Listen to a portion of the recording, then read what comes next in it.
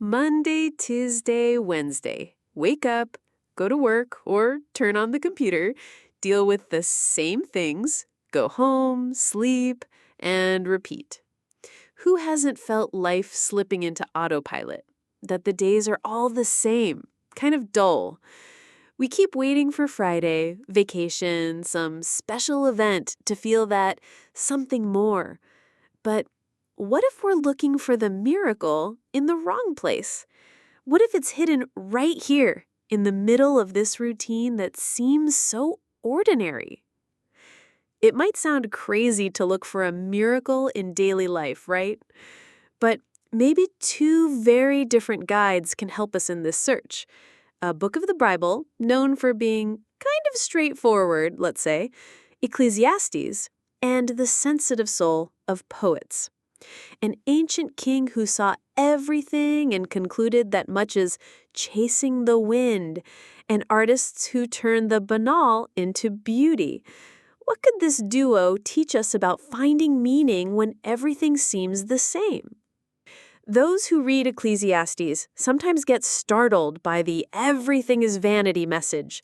But if we look closely, amid the realization that great human pursuits for wealth, power, infinite knowledge can be frustrating, the author repeats an almost revolutionary advice: value the now. He says, there is nothing better for a person than to eat, drink, and enjoy the good of their labor. Ecclesiastes 2:24. He insists, enjoy your food, your work, the people around you, because this is your portion, a gift from God today. The wisdom here seems to be stop waiting for happiness to arrive only in the future, at some big event. Recognize and enjoy the simple joys already present in your daily routine. Could it be that we ignore these little gifts waiting for fireworks? And what about poetry? What does it do? It lends us its eyes. Poets have this incredible ability to look at an ordinary scene, a forgotten object, a fleeting feeling, and reveal something new, beautiful, or profound there. Remember Drummond talking about the stone in the middle of the road? Or Manuel de Barros seeing poetry in trash? They teach us the art of paying attention. Poetry invites us to slow down, to observe details.